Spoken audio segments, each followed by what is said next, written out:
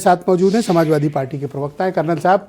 माफ़ करिएगा आज देर से आप तक पहुंचा हूं, बस मुझे ये बताएं आप कि क्या वाकई में आपकी पार्टी क्या मानती है कि क्या समाज में या राजनीति में अभी भी अस्पृश्यता का भाव है, और अगर है तो आज हम लोग तो बड़े मुबारक दिन पे, देश की आज़ादी के जश्न शुरू होने वाला है कुछ घंटों में, हमें क्या संकल्प लेना चाहिए कि एक संकल्प लें कि ये छुआछूत को ख़त्म करें, बड़ी बड़ी बातें ना करें।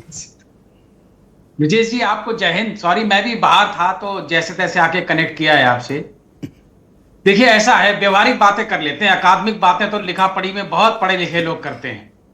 जमीन पे बड़ा साधारण से एग्जांपल दे देता हूं। आपको शुक्ला चाट भंडार मिल जाएगा, आपको यादव टी स्टॉल मिल जाएगा, आपको कभी Pasi tea stall, Jatav tea stall, खटिक टी स्टॉल ऐसा कोई मिला है आज तक? कोई होटल पे खटेक पासी जाटव कहीं लिखा मिला हो? आप लिख के एक बार देख लो। अब ये पासी द्वार, बिजली पासी द्वार और महाराजा सुहेल देव द्वार और ये सब केसरिया रंग पे पेंट करके लोहे के सब जगह लग रहे हैं, और इनको लगता है कि एक फाटक लगाने से वोट मिल जाएगा। ये प्रतीकात्मक राजनीति। देखिए ऐसा है, समाजवादी पार्टी ये बात विश्वास करती है कि 95। तो आप ये कहते हो कि मूर्ति मत लगाओ, द्वार मत लगाओ, ढाबे और रेस्टोरेंट इनके नाम से खोल के दिखाओ। नहीं नहीं, बात पूरी सुन लीजिए, निकल के आ जाएगा। ये जो प्रतीकात्मक है ये एक पहला दौर है। जो इसके आगे का दौर है कि हमने जो पार्क बने हैं, अच्छे अच्छे प्रतिष्ठान बने हैं, संग्रहालय बने हैं, लाइब्रेरी बने हैं, ये दूसरा स्टेप। लेकिन अंततः ये हमें जाना कहां है? जाना है हक और हकदारी तक, जिसका जहां जहां जो हो। जैसे उदाहरण बता देता हूं, मुगलों के टाइम पे जितने राजे रजवाड़े थे ना पूरे हिंदुस्तान में, सब बेटियों का रिश्ता लिए दिल्ली दरबार में घूमते थे। हम भी जानते हैं, आप भी जानते हैं। एक दलित आईएएस आप बना दीजिए, उसकी जात खत्म हो जाती है, सब रिश्ते लेके उसके यहां दरवाजे पे जाने लगते हैं। इसका मतलब यह है कि ताकत देनी होगी। जब हर समाज के पास साधन संसाधन होंगे, देश में जहां जहां जो भी तो 4 बार सरकार में रहे और कितने मौके आपको दें कि आप इस समाज को आगे बढ़ाएं। 4 बार आप रह लिए, 4 बार मायावती जी रह ली, 4 बार बीजेपी रह ली। अगर ये तीनों मिलके नहीं कर पाए हैं तो हम लोग को मौका दो फिर ना। नहीं, बहुत हो रहा है, मैं आपको बहुत शॉर्ट में बता देता हूं। बहुत कुछ हुआ। मंडल के पहले की स्थिति और मंडल के बाद की स्थिति देखिए। पहले तो पिछड़े भी राजनीति में देखने को नहीं मिलते थे।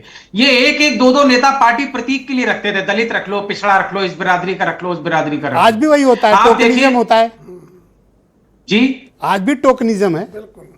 नहीं, टोकनिज्म है लेकिन बहुत कम हुआ है। आप देख लीजिए, दर साल बदलाव हो रहा है। 24 देखिए, समाजवादी पार्टी के पास कितना खूबसूरत गुलदस्ता आया है।